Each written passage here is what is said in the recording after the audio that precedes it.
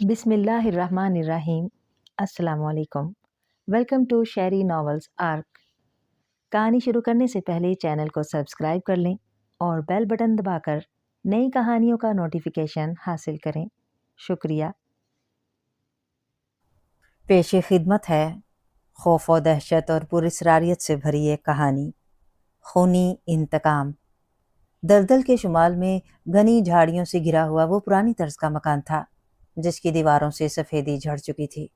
सूरज की किरणें भूलकर भी उधर का रुख नहीं करती थीं, इसलिए सारा दिन कमरों में अंधेरा रहता। बाहर अहाते में भी सब्जे का नामो निशान न था। अगले वक्तों के चंद टुंड मुंड दरख्त थे, जिनकी नंगी शाखों पर मुर्दार खोर परिंदे दलदल में फंस कर मरने वाले जानवरों का इंतजार करते रहते, ताकि उनके जिस्म से गोश्त की एक आध बोटी उड़ा लाएं। जो ही वो किसी जानवर को दलदल में धंसते हुए देखते तो अपनी मनहूस आवाज में चिल्लाते हुए उस समत में उड़ जाते। थोड़ी देर बाद जब वो वापस आते तो उनके पंजों में ताज़ा गोश्त का एक आध टुकड़ा होता। टुंड मुंड दरख्तों पर बैठकर वो दावत उड़ाते और फिर वो अपने लंबे लंबे गंदे परों में सर छुपाकर ऊँघने लगते। इन दरख्तों पर उनके खून आलूद पंजों के निशानात साफ दिखाई देते थे। यहाँ चारों तरफ मुर्दा गोश्त की बदबू फैली रहती। रही सही कसर दलदल से उड़ती हुई बदबूदार हवा पूरी कर देती, इसलिए शहर का कोई शरीफ आदमी उधर का रुख नहीं करता था। लोग दूर से इस पुराने मकान को देखते और जेरे लब बड़बड़ाते हुए दूसरी तरफ मुंह फेर लेते। मकान का बैरूनी फाटक कब से टूट चुका था। अंदर दाखिल होते ही मुर्दार खोर परिंदों की मकरूह आवाजें सुनाई देती। तवील बरामदे के दोनों तरफ छोटे बड़े कमरे थे, जिनके दरवाजों पर जंगालूद ताले पड़े रहते। आखिरी हिस्से में लकड़ी की गोल घूमती हुई सीढ़ियां थीं, जिनसे गुजरकर दूसरी मंजिल तक पहुंचा जा सकता था। उनकी लकड़ी इस कदर बोसीदा थी कि पांव रखते ही चरचराने लगती। नीम तारीख सीढ़ियों को अबूर करते ही वहां कमरा आता, जो पुराने कपड़ों, कदीम तर्ज के फर्नीचर और लकड़ी के बड़े बड़े संदूकों से भरा हुआ था। उसकी दीवारों पर शेर, चीते और दूसरे जंगली जानवरों के सर आरइश के तौर पर लगाए गए थे। कमरे के एन दरमियान में छत से एक बलोरी फानूस लटक रहा था, जिसके रंग गर्दिशे जमाना के हाथों मादूम हो चुके थे। उस हाल का दूसरा दरवाजा एक ऐसे बरामदे में खुलता था जिसमें हर तरफ मुकम्मल तारीकी रहती थी। यहाँ थोड़े थोड़े फासले पर बिजली के कुमकुमे लगे हुए थे, जिनमें से एक इस्तेमाल के काबिल था और धुंध में लिपटे हुई सुबह की सूरज की तरह माहौल को रोशन करने की पूरी कोशिश कर रहा था। निचली मंजिल की तरह इस बरामदे की दूसरी तरफ भी बहुत से कमरे थे, लेकिन वो सब के सब मकफल रहते। फर्श दिखाई देता था, जिस पर भूखी छिपकलियां मुंह खोलें खुराक की तलाश में मारी मारी फिरा करती। यहाँ पहुंचकर बरामदा खत्म हो जाता था। आगे मकान का वही हिस्सा दिखाई देता जिसका जिक्र पहले हो चुका है। यहाँ से दरख्तों की टहनियां इस कदर करीब थीं कि परिंदों को हाथ बढ़ाकर पकड़ा जा सकता था। ताहम उनकी गोल सुरख आंखों और खून में सने हुए गलीज जिस्मों को देखकर किसी की हिम्मत नहीं पड़ती थी। लकड़ी के पुल से गुजरकर इस इमारत के वाहिद आबाद कमरे तक पहुंचा जा सकता था। कमरे की दीवारों पर भांत भांत की बेशुमार तलवारें, खंजर, नेजे और ढाले आवेजा थी। उन्हें देखकर बखूबी अंदाजा किया जा सकता था कि इस जगह रहने वाले शख्स का मशगला कदीम असलहा जमा करना है। जनूब की समत एक की खिड़की खुलती थी, जिसमें से दलदल की झाड़ियां नजर आती थीं। माजी में अनजान मुसाफिर झाड़ियों को देखकर ये समझते थे कि अभी दलदल शुरू नहीं हुई, और मजे मजे घास पर चलते हुए इस जगह पहुंचते थे जहां से वापस जाना नामुमकिन था। पलक झपकते में उनकी चीखें और गर्दोनवाह के मुर्दार खोर परिंदों का शोर सुनाई देता। थोड़ी देर के लिए जिस जगह वो गर्क होता वहां बड़े बड़े बुलबुले दिखाई देते और फिर गायब हो जाता। चीखते चिल्लाते परिंदे गर्क होते हुए जिस्म से गोश्त नोच कर अपनी अपनी राह लेते और जल्द ही फिजा में भयानक खामोशी छा जाती। इस खतरे के पेश नजर गुज़िश्ता साल लोहे का एक जंगला लगा दिया गया था, ताकि अजनबी लोगों को दलदल का पता चल सके। उस रोज आसमान पर गहरे बादल छाए हुए थे। रात भर जोर की बारिश हुई थी, इसलिए चारों तरफ जलथल हो रहा था और दलदल से मेंढकों की आवाजें आ रही थी। मकान में उदासी छाई हुई थी। मुर्दार खोर परिंदे बारिश में भीगने की वजह से चुपचाप शाखों पर बैठे थे। रात के वक्त बरामदे में 2-3 आवारा कुत्तों ने डेरा जमा लिया था। सुबह के 10 बजे होंगे जब रजनी मकान में दाखिल हुई। वो तीखे नकुश और छरेरा बदन की एक खूबसूरत औरत थी। उसकी उम्र 26 साल के लगभग थी। उसके मुरझाए हुए चेहरे से यह अंदाजा लगाना मुश्किल न था कि वो पिछले कई माह से सख्त अजियत में मुब्तला है। हाथ में सब्जी की टोकरी उठाए वो बड़ी बेपरवाही से चल रही थी। उसके कानों में अभी तक बूढ़े मेजर के अल्फाज गूंज रहे थे जो उसने थोड़ी देर कबल कहे थे। मादाम, आप जिस तनदही और जानफिशानी से अपने पति की खिदमत कर रही हैं, उसकी तारीफ के लिए मेरे पास अल्फाज नहीं हैं। कभी कभी मैं सोचता हूँ कि अगर आपकी जगह कोई और होती तो कब का पागल हो जाती। इतनी छोटी उम्र में आप बआसानी दूसरी शादी कर सकती थी। मगर वाह जी, आपने तो कमाल ही कर दिया। भाई बीवी हो तो ऐसी हो। टोकरी जमीन पर रखते ही रजनी के होंठों पर एक तलख मुस्कुराहट फैल गई। उसकी आंखें एक वहशियाना जज्बे से चमक उठी। उसने अपने हाथों की तरफ देखा। उनमें तनाव पैदा हो रहा था। आहिस्ता आहिस्ता उसके दोनों हाथ अपनी गर्दन की तरफ उठ गए। यूं महसूस होता था जैसे कोई बदरूह उसके हाथों में दाखिल होकर उन्हें इस कातिलाना हरकत पर मजबूर कर रही है। अगले ही लम्हे वो खुद अपना गला घोंट रही थी। उसके हाथों की गिरफ्त इतनी मजबूत थी कि उसका जिस्म कोशिश के बावजूद उन्हें रोकने से कासिर था। वह मुतजाद ताकतें उसके जिस्म में एक दूसरे से बरसरे बेकार थी। हाथ पूरी कुव्वत से गला दबा रहे थे और बाकी जिस्म गला छुड़ाने की नाकाम कोशिश कर रहा था। उसकी आंखें बाहर को निकल आईं, मुंह से खून बहने लगा। अचानक उसके हलक से एक चीख निकली और दोनों हाथ गले से हट गए। उसने हैरत से उनकी तरफ देखा। वो खुश्क और बेजान थे। खून की पतली सी लकीर उसकी ठोड़ी तक पहुंच चुकी थी। उसने उंगली पर जरा सा खून लगाया और उसे चाटने लगी। फिर बुलंद आवाजें कहके लगाते हुए वो दीवानावार घूमने लगी। अचानक उसका सर बरामदे की दीवार से टकरा गया और वो बेहोश होकर जमीन पर गिर पड़ी। जब उसकी आंखें खुली तो वो बरामदे की सीढ़ियों पर पड़ी थी। धूप की शिद्दत से ये अंदाजा लगाना मुश्किल न था कि उसे यहाँ पड़े हुए काफी वक्त गुजर चुका है। वो आंखें मलते हुए उठ बैठी। सब्जी की टोकरी उठाते वक्त वो संजीदगी से सोचने लगी कि डॉक्टर के बयान के मुताबिक कहीं वाकई उसका दिमाग तो नहीं चल गया। लकड़ी के पुल पर पहुंचकर उसने कमरे की तरफ देखा। उसे यहाँ से गए 3 दिन गुजर गए थे। असल में परसों जब वो बाजार के लिए घर से निकली तो उसके सर में शदीद दर्द हो रहा था। रास्ते में अचानक बेहोश होकर गिर पड़ी। चंद राहगीरों ने उसे उठाकर अस्पताल पहुंचा दिया। आज सुबह उसे वहां से छुट्टी मिली, लेकिन उसका पति तो इन बातों से बेखबर था। वो यकीनन उसे कसूरवार समझेगा, ये सोचकर वो मलूल हो गई और छोटे छोटे कदम उठाती हुई कमरे में दाखिल हुई। यहाँ फर्नीचर बहुत कम था। सिर्फ एक मेज थी जिस पर लकड़ी का एक पुराना सा लैंप रखा था। कमरे पर पुरानी लकड़ी की खुशबू फैली हुई थी। एक कोने में खुरदरी चटाई पर बिस्तर बिछा हुआ था, जिसकी चादर पर जा बजा बड़े बड़े धब्बे दिखाई दे रहे थे। खाने और खून के मिले जुले धब्बे। उस बिस्तर पर उसका पति पड़ा था। दूर से देखने पर वो कपड़े का एक थैला मालूम होता था जिसमें किसी जानवर का ज़िबा किया हुआ गोश्त भर दिया गया हो। उस जीते जाते लोथड़े के दोनों बाजू और टांगे गायब थी। उसका चेहरा जगह जगह से नुचा हुआ था। वो एक मैली चादर में लिपटा हुआ था जो गला अज़त से भर चुकी थी और बुरी तरह बदबू छोड़ रही थी। बाजू और टांगों के बगैर गोश्त पोस्ट के इस ढेर का नाम शामू था। कभी वो भी तंदुरुस्त तवाना नौजवान था। जंग के दौर में बम के एक हादसे ने उसकी बोलने और सुनने की सलाहियतों के साथ साथ बाजू और टांगे भी छीन ली थी। सिर्फ 2 आंखें बाकी थीं जिनके दम से उसका ताल्लुक इस जीती जागती दुनिया से कायम था। रजनी उस पर झुक गई। उसकी आंखें शदीद गुस्से से सुर्ख हो रही थी। अगर उसके बस में होता तो वो रजनी का गला घोंट देता। वो खौफजदा होकर पीछे हटी और ये जानते हुए भी कि वो एक लफ्ज नहीं सुन सकता, आजिज़ाना लहजे में बोली, मुझे माफ कर दो, मैं बीमार हो गई थी। लोथड़े में हरकत पैदा हुई। शामू ने सर जरा ऊपर उठाया और दीवार से दे मारा। वो फौरन उसका मतलब समझ गई। जब कभी वो कुछ कहना चाहता तो इसी तरह दीवार से सर टकराया करता था। उसने मेज पर से पेंसिल उठाई और उसके दांतों में दे दी और कापी खोलकर उसके चेहरे के करीब ले गई। पेंसिल आहिस्ता आहिस्ता कागज पर फिरने लगी। थोड़ी देर बाद शामू का सर थक कर नीचे ढलक गया और पेंसिल उसके मुंह से निकलकर फर्श पर गिर पड़ी। रजनी ने कापी उठाई। टेढ़े मेढ़े शिकस्ता हरूफ में लिखा था, कहाँ गई थी? रजनी ने पेंसिल उठाई और लिखा, मैं बीमार थी इसलिए अस्पताल चली गई थी। आज सुबह जो ही होश आया उठकर चली आई। तुम्हें बहुत तकलीफ हुई होगी, मुझे माफ कर दो। लो अब खाना खा लो। शामू उसे पढ़कर मुतमईन नहीं हुआ। खाने को देखते ही उसकी आंखों में चमक पैदा हो गई।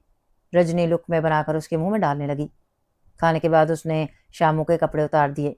साफ कपड़े पहनाने से पहले उसने एक नज़र उसके मफलूज जिस्म पर डाली। उसकी दोनों टांगें जड़ से कट चुकी थीं। जख्म चूके भर चुके थे, इसलिए धड़ का निचला हिस्सा अब गोल गेंद की तरह दिखाई देता था। उसे मतली सी होने लगी। कमीज पहनाते वक्त उसने बाजुओं की तरफ देखा। ایک بازو کندھے سے ذرا نیچے تک موجود تھا، اس پر بوجھ ڈال کر شامو اپنا دھڑ ذرا سا اوپر اٹھا لیا کرتا تھا، دوسرا بازو سرے سے غائب تھا۔ کھانے کے بعد شامو کی آنکھیں دوبارہ غضب آلود ہو گئی تھی۔ لکڑی کے پل پر کھڑے ہو کر اس نے چاروں طرف دیکھا۔ اسے بے اختیار وہ دن یاد آ گئے جب اس کی شادی ہوئی تھی۔ اس وقت شامو 25 سال کا تھا، ایک صحت مند نوجوان تھا، وہ فوج میں ایک معمولی سپاہی تھا، لیکن اس سے کیا فرق پڑتا تھا، وہ دونوں ایک دوسرے سے بے انتہا پیار کرتے تھے۔ دن بھر وہ اسی پل پر کھڑا ہو کر اس کا انتظار کرتی، اس کا چہرہ سرخ ہو جاتا اور وہ ایک ہی سانس میں سیڑھیاں اترتی ہوئی پھاٹک تک پہنچ جاتی۔ اس وقت یہ گھر ایسا ویسا نہ تھا، اس کے باغ میں پھول کھلا کرتے تھے جن پر بے شمار تتلیاں منڈلاتی تھیں، سارا گھر شیشے کی طرح چمکتا تھا۔ اس کے پتی کو بھی محاذ پر جانا پڑا، جنگ کے دوران میں وہ اسے ہر ہفتے خط لکھا کرتا اور ایک دن اس کی ساری خوشیاں اس سے چھن گئیں۔ دفتر جنگ سے اطلاع ملی کہ اس کا پتی ایک بم پھٹنے سے زخمی ہو گیا ہے اور وہ اسپتال آ کر اسے دیکھ سکتی ہے۔ وہ آنسو بہاتی اسپتال آ گئی۔ فوجی اسپتال میں ایک بڑے پلنگ پر اس کا پتی لیٹا تھا۔ اسے دیکھ کر خوف کے مارے اس کی چیخ نکل گئی۔ 6 فٹ لمبے صحت مند نوجوان کی جگہ بستر پر ایک مسخ شدہ صورت پڑی تھی، جو پہلی نظر میں ذبح کیا ہوا جنگلی جانور معلوم ہوتی تھی۔ ڈاکٹر نے اسے سمجھایا، لوگوں نے اسے تسلی دی، رشتہ داروں نے صبر کی تلقین دی، اور وہ سب کچھ چپ چاپ برداشت کر گئی۔ اس کی چیخ کے بعد کسی نے اس کے منہ سے شکایت کا ایک لفظ بھی نہیں سنا۔ وہ جنگ میں اس ٹوٹے ہوئے کھلونے کو سینے سے لگا کر گھر لے آئی۔ اخبارات نے کالم لکھے، عوام نے تعریفی خطوط بھیجے، ایک مدت تک ان کا گھر ملاقاتیوں سے بھرا رہا۔ اخبارات کے رپورٹر، افسانہ نگار، قومی لیڈر، فوجی افسر، مرد، عورتیں، بچے اور بوڑھے اس کھلونے کو دیکھنے کے لیے آتے رہے۔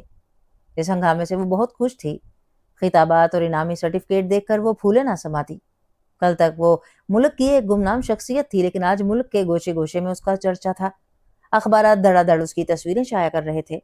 ایک ادیب نے تو سپاہی کی پتنی کی نام سے ایک چھوٹی سی کتاب بھی لکھتی، جس میں اس کے پتی سے اس کی وفاداری اور ہمت و استقلال کو افسانوی رنگ میں بیان کیا گیا تھا۔ 6 ماہ اسی ہنگامے میں گزر گئے۔ رجنی نے پتی کی خدمت میں دن رات ایک کر دیے۔ آہستہ آہستہ ملاقاتیوں کی تعداد کم ہونے لگی، حتیٰ کہ سال کے آخر تک بالکل ختم ہو گئی۔ لوگ بہادر سپاہی اور اس کی وفادار پتنی کو بھول گئے۔ شامو کے رشتہ داروں نے بھی اسے فراموش کر دیا۔ خود لڑکی کے ماں باپ کبھی کے مر چکے تھے۔ اب وہ تنے تنہا سارا دن گوشت کے اس جاندار لوتھڑے کے پاس بیٹھی رہتی۔ اس کا تعلق بیرونی دنیا سے ختم ہوتا چلا گیا۔ دن میں صرف ایک مرتبہ وہ سودا سلف خریدنے بازار جاتی۔ شامو پہلے پہل تو اپنی حالت پر دل ہی دل میں کڑتا، دانتوں میں پینسل دبا کر اس نے اپنی کڑن کا اظہار ایک آدھ فکرے میں کیا بھی، لیکن وقت گزرنے کے ساتھ ساتھ اس کا احساس مرتا چلا گیا۔ شروع میں وہ ان اخبارات کو پڑھتا جن میں اس کے بہادرانہ کارنامے درج ہوتے تھے۔ حکومت کی طرف سے اسے ایک طلائی تمغہ دیا گیا تھا، وہ اس کے سراہنے پڑا رہتا تھا۔ تھوڑی دیر بعد وہ گردن موڑ کر اس پر نظر ڈالتا اور دیر تک دیکھتا رہتا۔ اس نے فوجی اعزاز کو دیکھ کر اس کے مجروح ہونٹوں پر مسکراہٹ کھیلنے لگے، جو اس کے بدنما چہرے کو اور زیادہ خوفناک بنا دیتی۔ تاہم آہستہ آہستہ اس کی دلچسپی ختم ہوتی چلی گئی، یہاں تک کہ ایک روز اس نے طلائی تمغہ دانتوں میں داب کر فرش پر دے مارا۔ اب اس کی دلچسپیوں کا واحد مرکز کھانا تھا۔ اس کی بھوک روز بروز بڑھتی چلی گئی، حتیٰ کہ رجنی تنگ آ گئی۔ جب وہ اسے کھانا دینے سے انکار کرتی، وہ زور زور سے اپنا سر دیوار سے مارنے لگتا۔ دن رات اٹھنے بیٹھنے سے معذور ایک گونگے بہرے انسان کے پاس بیٹھنا کوئی آسان کام نہ تھا، لیکن وہ ایک فرض شناس پتنی کی طرح سب کچھ برداشت کرتی رہی۔ زندگی بڑی بھلی گزرتی رہی۔ دوسرے سال کے آغاز میں اسے محسوس ہوا کہ وہ غیر شعوری طور پر شامو سے بے نیاز ہوتی جا رہی ہے۔ بات یہاں تک محدود رہتی تو شاید وہ اتنی متفکر نہ ہوتی، لیکن ایک روز اس نے واضح طور پر محسوس ہوا کہ شامو کی بے بسی دیکھ کر اسے خوشی ہوتی ہے۔ اسے کھانے کے لیے منہ کھولتے دیکھ کر اس کی حیوانیت جاگ اٹھتی اور اس کے جی میں آتا کہ وہ کھانے کی بجائے کوئی اور چیز اس کے منہ میں ٹھونس دے۔ ایک بار تو اس نے چٹکی بھر مٹی اس کے منہ میں بھر دی۔ شامو کے آنکھوں میں خون اتر آیا۔ وہ ڈر گئی، لیکن فوراً سنبھل گئی۔ بھلا یہ گوشت کا لوتھڑا اور اس کا کیا بگاڑ سکتا ہے؟ اب اسے ایک مشغلہ مل گیا۔ اس کے سامنے بیٹھ جاتی اور اسے دکھا دکھا کر کھانا کھاتی۔ بے چینی سے شامو کی پتلیاں ادھر ادھر حرکت کرتی۔ زبان کی لپ لپ سن کر وہ دیوانہ وار کہہ لگاتی اور خالی چمچ اس کے منہ میں ٹھونس دیتی۔ وہ کروٹ بدلنے کی کوشش کرتا اور اسے روکنے کے لیے دائیں ہاتھ کا ذرا سا ٹونڈ اوپر اٹھاتا، جو اس کے جسم کا واحد حرکت والا حصہ تھا۔ جب وہ کسی طرح باز نہ آتی تو شامو سختی سے اپنا منہ بند کر لیتا۔ اس کی آنکھوں سے بڑے بڑے آنسو گرتے جسے دیکھ کر وہ رک جاتی اور خالی نظروں سے اسے گھورنے لگتی۔ اچانک اسے اپنی بےہودہ حرکت کا شدت سے احساس ہوتا اور وہ دونوں ہاتھوں سے منہ چھپا کر سسکیاں لینے لگتی۔ ایسے میں دوبارہ اس کی پیشانی چوم کر اپنی غلطی کے لیے معافی مانگتی، لیکن محبت کا یہ جذبہ جلدی سرد پڑ جاتا اور وہ اسے تنگ کرنے کے لیے نئی نئی تجویز سوچنے لگتی۔ ایک روز تو اس کا پاگل پن انتہا کو پہنچ گیا۔ ہوا یوں کہ جہاں وہ رہتا تھا، سیاہ دلدلی چونٹیوں کی ایک قطار اکھڑے ہوئے پلستر کے نشیب و فراز سے عبور کرتی ہوئی چھت کی طرف حرکت کر رہی تھی۔ اچانک ایک چونٹی راستہ بدل کر شاموں کی گردن پر جا چڑھی اور کان کی لو سے گزرتی ہوئی رخسار تک آ پہنچی۔ دلدلی چونٹی تھی جس کے جبڑے انتہائی تیز تھے۔ رخسار کے گوشت کو نسبتاً نرم پاتے ہوئے اس نے اپنے جبڑے اس میں گاڑ دیے۔ وہ پاس بیٹھی ان حماق سے یہ تماشا دیکھتی رہی۔ شامو تکلیف سے سر زور زور سے دیوار پر مارنے لگا۔ بار بار وہ اپنے بازو ٹونڈ ہلاتا کہ چونٹی کو گرا سکے، لیکن اس کی گول مول ٹونڈ کو حرکت کرتے دیکھ کر رجنی کی آنکھیں وحشیانہ جذبے سے چمکنے لگتی۔ دوسرے کی تکلیف پر خوش ہونے کی انسانی جبلت جاگ اٹھی تھی۔ اس نے دیوار سے 3-4 چونٹے پکڑے اور شامو کے رخسار پر رکھ دیے۔ ذرا سی دیر میں وہ سب کے سب اسے کاٹ رہے تھے۔ اب وہ بری طرح تڑپ رہا تھا۔ سارا درد اس کی آنکھوں میں سمٹ آیا تھا، جو تکلیف سے پھٹ رہی تھیں۔ وہ انتہائی بیچارگی سے اپنے دکھ سکھ کے ساتھی کو دیکھ رہا تھا، جو اس کی محتاجی پر جی کھول کر ہنس رہی تھی۔ اچانک رجنی ڈر گئی۔ اگر یہ شخص حرکت کرنے کے طاقت رکھتا تو اس کی بوٹیاں نوچ لیتا۔ اس نے چونٹیوں کو ہاتھ سے مسل دیا اور اس کے چہرے کو دھو کر دوا لگا دی۔ اس شام وہ ڈاکٹر سے ملی، جس نے اسے بتایا کہ دماغی توازن درست نہیں۔ وہ اسی دوائیں لے کر وہ واپس آئی اور تکیے میں منہ چھپا کر تنہا رات بھر روتی رہی۔ 3 سال گزر گئے۔ اس طویل عرصے میں اس کی حالت ابتر ہوتی چلی گئی۔ شروع میں اس کی جنونی کیفیت کبھی کبھار ختم ہو جایا کرتی تھی، لیکن وقت گزرنے کے ساتھ ساتھ یہ کیفیت اس کی فطرت ثانیہ بن گئی۔ اب وہ بات بات پر شاموں کو ڈانٹتی۔ ایک روز بازار میں اس نے ایک شخص کو دیکھا جو اپنی بیوی کو انتہائی بے دردی سے پیٹ رہا تھا۔ اس کے اندر چھپی ہوئی نفرت جاگ اٹھی۔ مردوں سے انتقام لینے کا جذبہ شدت پکڑ گیا، حتیٰ کہ گھر پہنچ کر اس نے شاموں کا چہرہ تھپڑوں سے سرخ کر دیا۔ اس کے منہ سے بب کی آواز نکلتی رہی۔ تکلیف کی شدت سے اس کے لوتھڑے جیسے جسم میں ارتعاش سا پیدا ہو گیا۔ وہ بے چینی اور کرب سے سر دیوار سے ٹکرانے لگتا، حتیٰ کہ سر سے خون بہنے لگا اور پھر تنگ آ کر وہ آنسو بہانے لگا۔ شام تک رجنی کی حالت سنبھل گئی اور اسے اپنے کیے پر ندامت محسوس ہوئی۔ اس نے بڑی محنت سے اچھی اچھی چیزیں پکائیں اور بڑے پیار سے شاموں کو کھلانے لگی۔ شاموں نے مزاحمت کی اور ناراضگی کا اظہار کرتے ہوئے سختی سے ہونٹ بند کر لیے، لیکن وہ تازہ کھانے کی خوشبو نے جلد ہی اسے بے بس کر دیا۔ بستر پر لیٹے لیٹے رجنی نے آنکھیں کھول کر چاروں طرف دیکھا۔ کمرے میں اندھیرا تھا۔ کھڑکی کے راستے اندر آتی ہوئی چاند کی کرنیں شاموں کے چہرے اور سینے پر پڑ رہی تھیں۔ اس کی آنکھیں ابھی تک چھت کو گھور رہی تھی، جانے وہ کیا سوچ رہا تھا۔ رجنی دھیرے سے بولی۔ دفتن اسے خیال آیا کہ وہ اس کی 3 دن کی غیر حاضری کے متعلق سوچ رہا ہے۔ اس نے ناگواری سے گوشت کے اس ڈھیر کی طرف دیکھا۔ اچانک اسے محسوس ہوا کہ وہ اس شخص سے شدید نفرت کرتی ہے۔ یہ وہ شخص تھا جس کے لیے وہ 3 سال سے اس بےہودہ جگہ پر رہتی تھی، جہاں اسے کسی سے گفتگو کیے بغیر عرصہ گزر چکا تھا۔ یہ وہی تھا جس کے لیے وہ زندگی کی تمام مسرتوں سے کنارہ کش ہو کر دن بھر اس کے اپاہج و لاچار جسم کے پاس بیٹھی رہتی تھی، اور اب وہی شخص اسے بد کردار سمجھ رہا تھا۔ وہ اب سب کچھ برداشت کر سکتی تھی، لیکن ایک مشرقی عورت کی طرح اپنی آبرو کے متعلق ایک لفظ سننا بھی اسے گوارا نہ تھا۔ اس نے اپنے ہونٹ سختی سے بند کر لیے اور اپنے آپ کو ٹھنڈا کرنے کی کوشش کی، لیکن نفرت کا دھارا پورے زور سے شور سے بہہ نکلا۔ اس کا سارا جسم کانپنے لگا۔ یوں محسوس ہوا جیسے اس کے اندر آگ جل رہی ہے، اور جب تک وہ اس کی منحوس آنکھوں کو ختم نہ کر دے یہ آگ ٹھنڈی نہیں ہو سکتی۔ ایک جست میں وہ شاموں کے معذور جسم پر جا چڑھی۔ اس نے آخری مرتبہ ان آنکھوں کی طرف دیکھا۔ ان میں بے پناہ غصہ تھا، نفرت اور حقارت تھی۔ رجنی نے مٹھیاں کھول دی اور دونوں انگوٹھے سختی سے اکڑا کر پوری قوت سے اس کی آنکھوں میں ٹھونس دیے۔ تکلیف کی شدت سے شاموں کا جسم اپنی جگہ سے ایک ایک فٹ اچھلنے لگا۔ اس کا منہ کھل گیا اور حلق سے گڑگڑا کر آوازیں نکلنے لگی۔ اس کی آنکھوں سے سرخ گاڑھا خون بہہ نکلا۔ تھوڑی دیر تڑپنے کے بعد وہ بے ہوش ہو گیا اور پھر وہ بے حس و حرکت نظر آنے لگا۔ رجنی نے انگوٹھے باہر نکال دیے اور چادر سے ہاتھ صاف کر کے شاموں کی طرف دیکھا۔ اس کی ایک آنکھ پوری طرح کچلی جا چکی تھی، پتلی میں سے زرد زرد پانی بہہ رہا تھا۔